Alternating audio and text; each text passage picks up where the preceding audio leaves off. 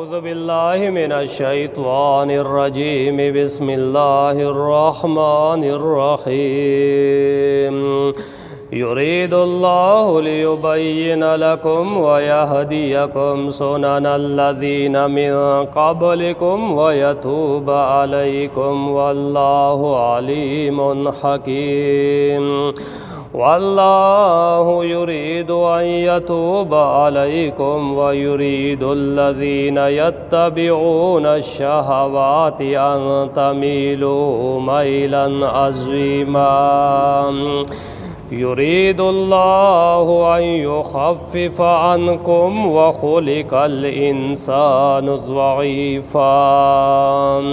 صدق الله العظيم اللہ جل جلالہ د نکاح بیانوں کو ډیرو آیاتونو کې دغه د نکاح دا مسائل ذکر کړه بلکې د سوره نساء چې شروع شوې ده نو دا شپږشتم نمبر آیت ته او پدی پنځشتو آیاتونو کې الله جل جلاله د نکاح د متعلقات ذکر او فرمایلو او دا الله نه د یریدلو ذکر او فرمایلو کمه خزیب الله جل جلاله حرام کړی دي دا غوی ذکر او فرمایلو او دغه شانتی د صبر کولو د شهوت د پورا کولو نه چې انسان صبر وکي دا غي ذکر او فرمایلو نو بیا الله جل جلاله وای چې دا تاسو باندې مهرباني دا چې الله جل جلاله تاسو د پارا واضح بیانات وکړه او لارې درته وښودله خزی تاسو د پارا مباح کې د نکاح د پارا یو سړی یو خزه کولی شي یو دیو کی د دو وس رسی دو دیو کی دریو وس رسی دری دیو کی سلور وس رسی سلور دیو کی خبمیس کی دی انصاف کوي او کدی یو سړی اړ وس نه رسیږي نو هغه دی صبر کوي نو الله جل جلاله فرمائی یرید الله لیبین لکم اراده لري الله چې بیان کړي تاسو د پارا شرایع د دین تاسو او مصلحتونه د کار تاسو ويهديكم سنن الذين من قبلكم او خای تاسو ته طریقې دا کسانو چې تیر شوي دي مخکې تاسو نه چې کوم مخکې طریقې خلکو طریقې تیری شوي هغه د او خای نو شرایع من قبلنا زمون مخ کی چې څومره شریعتونه تیر شوي دي هغه باندې به عمل کول شي سو پورې چې د هغې نسخواله او منسوخواله ثابت شوی نه وي یرید الله لیبین لکم اراده لري الله چې بیان وکړي تاسو د پارا ویهدیکم سنن الذین من قبلکم او خای تاسو ته طریقې د هغه کسانو چې مخکې تاسو نه ویتوب علیکم او توبه قبول کړي تاسو والله علیم حکیم الله عالم او حکمت والده والله یرید ان یتوب علیکم الله اراده لري چې توبه قبول کړي تاسو ویرید الذین یتبعون الشهوات او اراده لري هغه کسان چې تابعداري کوي د خواهشات خپلو ان تمیلوا میلا عظیما دا چې کاږه شي تاسو پکا گیدلو لو یو سرام او چې تاسو الله اراده لري چې تاسو تنه غلار او خی او کم کسان چې د شهوات او تابعداري کوي هغه دا اراده لري چې تاسو د خپل نیغه لاره پرېږدئ او د نیغې لارې نه کاږه شئ او د نیغې لارې نه واوړئ. نو دا کم کسان دي؟ نو دا هغه کسان دي چې هغه بې حیایي خورول غواړي او بې حیایي ډیولپ کول غواړي. هغه د بار ملکونو هم کیدی شي او د خپل ملک هم کیدی شي. لکه مثلا په دې ملک کې سرز مخکې چې دی نو هغه نعره ووالی شوه وی میری جسم میری مرضی، وی زما جسم او زما مرضی. نو دا هغه کسان دي چې هغه د خپلو خواهشاتو تابعداري کوي او د دوی په خوله کې چې کومې واګې وي نو هغه نور خلق خوځوي او نور خلق دا اراده لري چې دا خلق کاږه شي وی زما جسم او زما مرضی. دغه شانتې ډیر زیات مثالونه دي د دې چې دی لکین یو سوچ ولو کې. لکه مثلا اسلام د شریعت چې دی نو هغه د پردې حکم را لیږلی او دغه خلق بې پردګي خورول غواړي. تعلیمی ادارو کې بې پردګي خورول غواړي. تعلیمی ادارو کې بے پردگی بے حیائی خورول غواړي. دغه شانتي تعلیمی ادارو نه علاوه د صحت ادارې دي، هسپتالونه دي، پاغې کې بے حیائی خورول غواړي. دغه شانتي د ډیفنس ادارې دي، اسټیبلشمنٹ ادارې دي، پولیس فوج وغیرہ، پاغې کې بے حیائی او بے پردگی آغا فحاشی خورول غواړي. دین علاوه بیا چې کم د خواهشاتو تابعدار خلق وي نو آغا د خواهشاتو تابعدار خلق چې دی نو آغا پرایویټ طور سره چې دی نو آغا بې پردګي او بې حیايي خورول غواړي په کورونو کې. دغه شانتي په محلو او په دیرو کې نو الله جل جلاله وای چې الله پاک اراده لري چې تاسو ته نیغه لاره وښایي. شهوت پرس خلق چې دی نو هغه دا اراده لري چې تاسو د نیغې لارې نه واړئ. هغه په اصل کې د شیطان ملګری وي. نو د یورپی ممالکو دا آواز دی ښځې له ازادي ورکوي. نو مطلب دا دی چې پرېږدئ چې څه بې حیایي وایي کوي نو هغه دې وایي کوي او د روزګار ځایونه به یې د مزدورۍ او د نوکرۍ ځایونه به یې ټول به پکې سړي وي او دی به پکې ښځه را میس کې راولي، ښځه به وله میس کې کښېنئ یا به دا ښځه به راوچته کي او د سړو د پاسه بې مشره جوړه کي. نو دا ټول د بې حیایۍ خورولو دپاره لارې دي. نو الله جل جلاله هم دغې قبیح عمل طرف ته اشاره فرمایلې ده. وَيُرِيدُ الَّذِينَ يَتَّبِعُونَ الشَّهَوَاتِ. اوس دا کار چې دومره په تیزۍ سره عامیږي نو دا وجه دا ده چې دې خلکو کې دې خبرو کې د دې خلکو شهوتونه ملوث دي. شهوت پرس خلق په دې کې ملوث دي. وَيُرِيدُ الَّذِينَ يَتَّبِعُونَ الشَّهَوَاتِ. او اراده لري هغه کسان چې تابعداري کوي د شهواتو ان تمیلوا میلا عظیما.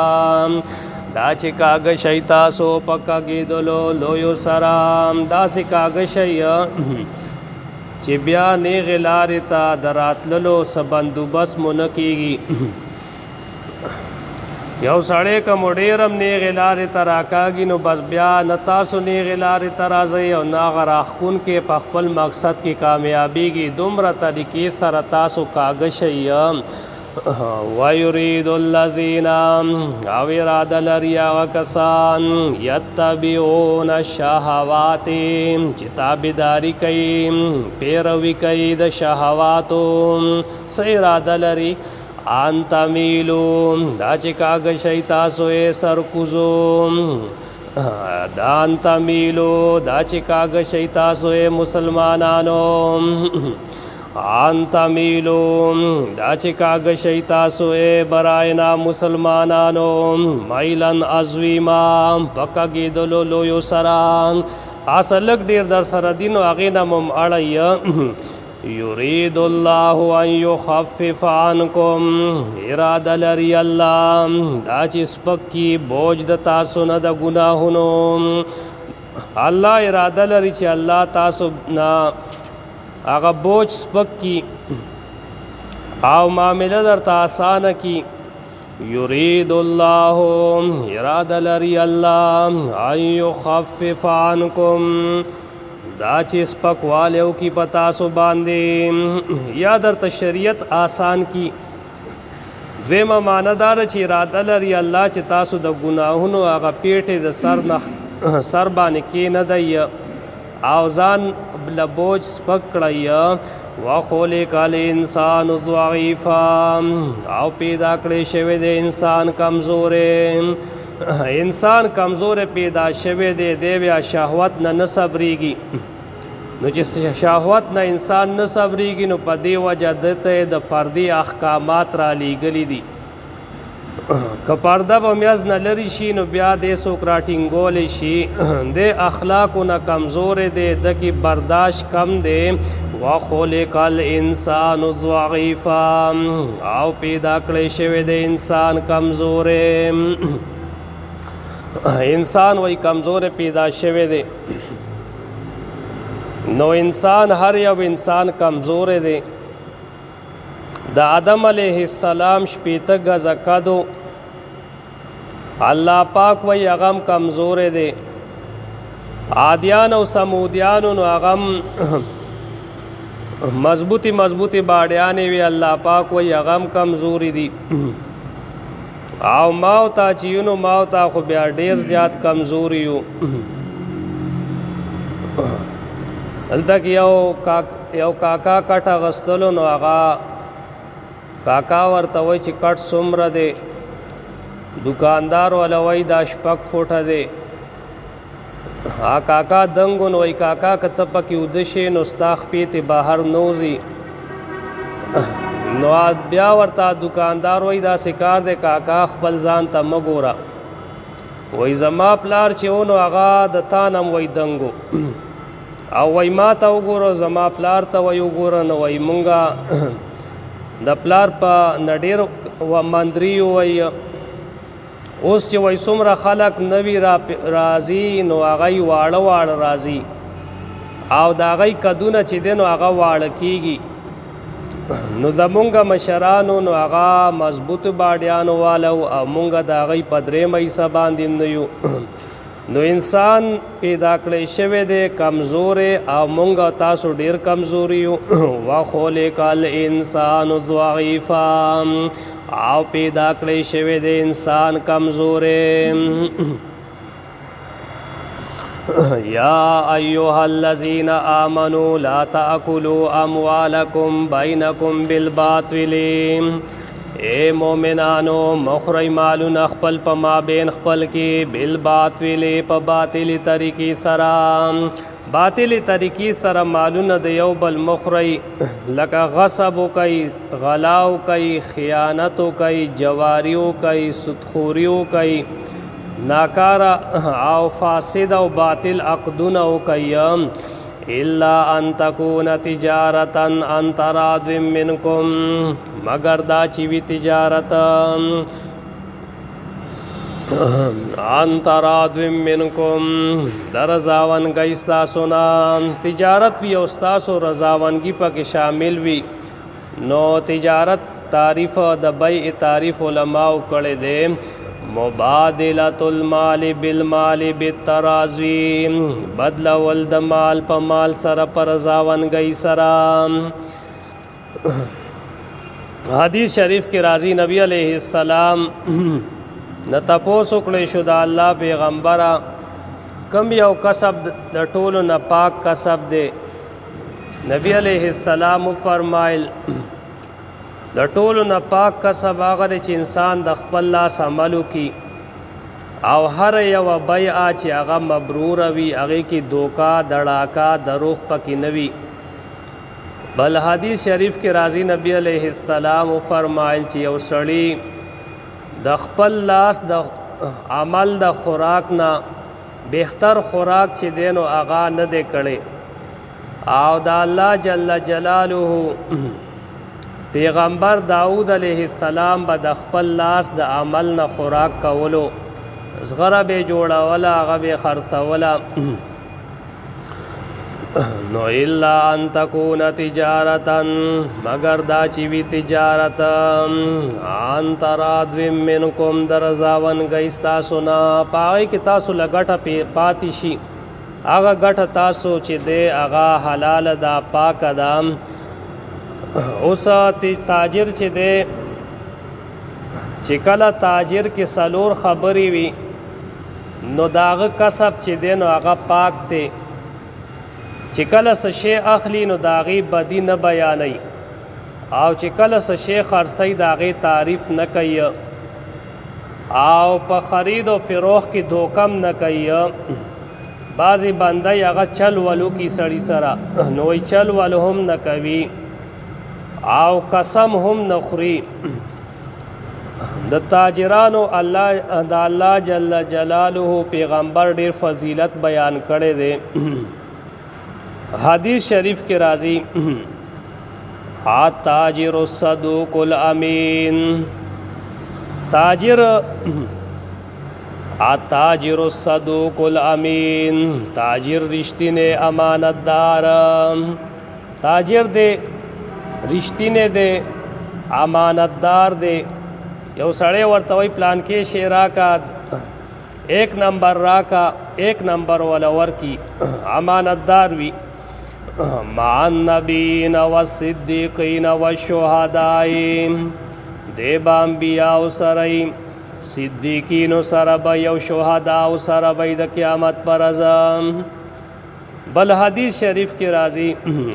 تاجر الصدوق الامین المسلم مع الشهداء یوم القیامه تاجر رشتینه امانتدار مسلم دی به شهداء سره وي پر ورځ د قیامت باندې. بل روایت کې راځي تاجر الصدوق تحت ظل العرش یوم القیامه تاجر رشتینه د عرش د سوري لاندې به وي پر ورځ د قیامت. معاذ ابن جبل رضی اللہ تعالیٰ عنہ د نبی علیہ السلام نه روایت نقل کوي چې پاک کسب چې دی هغه د تاجرانو کسب دی. هغه تاجران چې هغه خبره کوي نو دروغ نه وایي چې واده وکړي نو واده خلافي نه کوي امانتدار جوړ کړی شي نو دی خیانت نه کوي چې کله یو شی اخلي نو د هغې بدي نه بیانوي او یو شی چې خرڅوي نو د هغې تعریف نه کوي. لکه دلته تاجران یو شی علي زمیندار نه مثلا څه شی علي دلته کې نور څه داسې د خرڅولو څه نه وي خو زمیندار نه چې څه شی علي نو دا چل دی او دا چل دی دا ښه نه دی او دا صحیح شی به او بدي به بیان کی نو هغه غریب له به لاس تاو کی نو چې کله وایي څه شی اخلي نو د هغه بدي نه بیانوي او چې څه شی خرڅوي نو د هغې تعریف نه کوي او چې کله په هغوی باندې قرض راشي نو هغوی ټال مټول نه کوي. تاجر باندې قرض راغی پیسې ورته خلاص ته راغی نو مالک ته واپس کی او چې کله په دوی د دوی په چا باندې قرض وي نو آر او شرم چاله نه ورکوي چاله سپکې ستغې نه وایي الا ان تکون تجارتا مگر دا چې وي تجارت ان تراد منکم د رضاونګۍ ستاسو نه ستاسو رضاونګۍ سره تجارت وي. ولا تقتلوا انفسکم او مقتلوی نفسونه خپل نفسونه مقتلوی. حدیث شریف کې راځي چا چې د غر نه ځان راوغورځولو ځان یې مړ که د جهنم په اور کې به وي او همیشه همیشه به ځان راغورځوي او ځان به مړ کوي چا چې ځان مړ که په اوسپنه باندې نو اوسپنه به لاس کی وي ځان به پې زخمی کوي د جهنم په اور کې او ځان به مړ کوي همیشه همیشه دا عمل به وي بل روایت کې راځي چې چا زغر وسکله نو د جهنم په اور کې به د زغر به په لاس کې وي او ځان به مړ کوي او بیا به رغیږي او بیا به ځان مړ کوي نو وای تاسو خپل نفسونه مه وژنوئ خودکشیانې مه کوئ دویمه معنی دا ده امام سدي رحمه الله وای چې تاسو خپل رونه مه وژنئ لا تقتلوا اخوانکم تاسو مه وژنئ خپل رونه مسلمانان مؤمنان تاسو مه وژنئ ځکه چې د مسلمان قتلول د شرک نه بعد دا لویه ګناه ده حدیث شریف کې راځي نبی علیہ السلام فرمایل لا ترجعن بعدی کفارا یضرب بعضکم رقاب بعض زمانه بعد کافران ما جوړیږي چې د یو بل سټونه غورځوي یا دریم مطلب دا دی چې تاسو په باطل مال خوړلو باندې خپل نفسونه مه وژنئ باطله طریقه باندې مال مرا پیدا کن پاغې باندې خپل نفسونه مه وژنئ یو سړی باطل طریقه باندې مال پیدا کی هغه خوري نو دا گویا هلاکت ته اور د جهنم ته بزي ان الله کان بكم رحیما بشک دی الله پتا سو باندې مهربانا ومن يفعل ذلك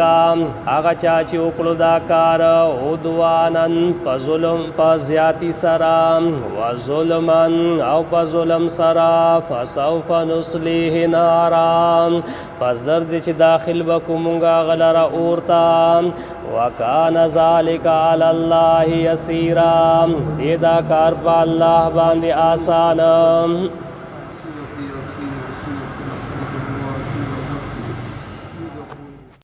أعوذ بالله